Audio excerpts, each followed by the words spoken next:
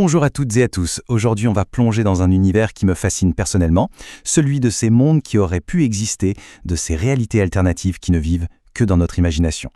On va voir ensemble comment une toute petite question posée avec une image peut donner naissance à des créations visuelles d'une puissance incroyable.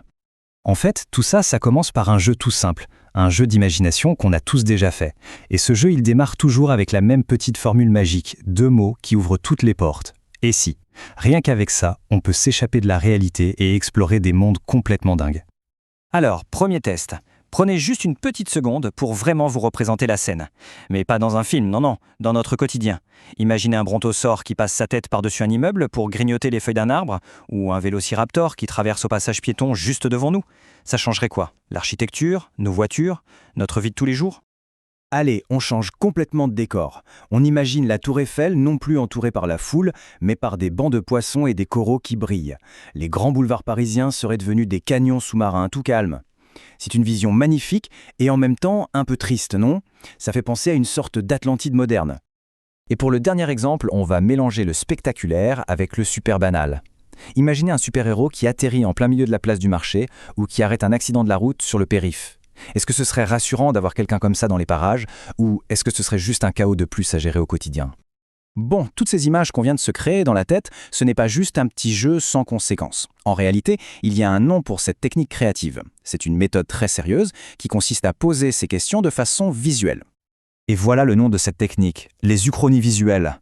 Alors, une uchronie à la base, c'est quand on réécrit l'histoire à partir d'un événement qui a changé. Ici, on fait pareil mais avec une image. On ne change pas le passé, on tord juste un peu la réalité pour créer une image qui nous force à nous arrêter et à réfléchir. C'est l'exploration visuelle d'un monde qui n'est pas le nôtre.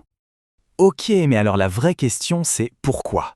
Pourquoi est-ce que ces simples « et si » en images nous captivent à ce point ? Qu'est-ce qui fait tilt dans notre cerveau quand on voit un dinosaure à côté d'un gratte-ciel ou une ville sous l'océan ? Eh bien, la réponse est en fait très simple. Tout repose sur une double réaction, presque un réflexe chez l'être humain. Ces visuels sont conçus pour déclencher 2 émotions très fortes, et ce, presque en même temps. Et les voilà. Le débat et l'émerveillement. C'est ça, la formule secrète. L'émerveillement, c'est le choc visuel, le « waouh » immédiat face à une image spectaculaire et inattendue. Et le débat, c'est ce qui vient juste après. C'est la petite voix qui dit « mais est-ce que ce serait possible ? Quelles seraient les conséquences ? Est-ce que j'aimerais vivre dans ce monde-là ?» C'est cette deuxième étape qui fait que l'image reste dans notre esprit. Maintenant, là où ça devient vraiment passionnant, c'est quand on applique cette recette au monde numérique d'aujourd'hui. Ce combo de débat plus émerveillement a un but très très précis. Et voilà l'objectif, créer le buzz visuel. Une image qui provoque à la fois l'émerveillement et le débat, c'est une image qui a toutes les chances de devenir virale. Pourquoi ? Parce que l'émerveillement arrête le scroll, il capture l'attention. Et le débat, lui, pousse à l'action. Commenter, partager, taguer des amis, c'est littéralement le moteur de l'engagement sur les réseaux. Si on repense à nos exemples du début, tout devient limpide.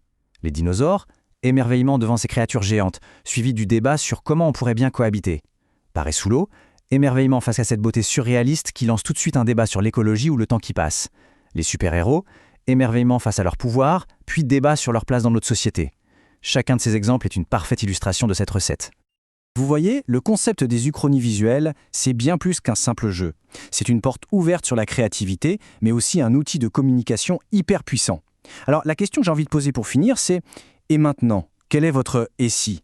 Quelle image on pourrait créer pour provoquer à la fois l'émerveillement et la discussion ? C'est une invitation à laisser l'imagination prendre le contrôle.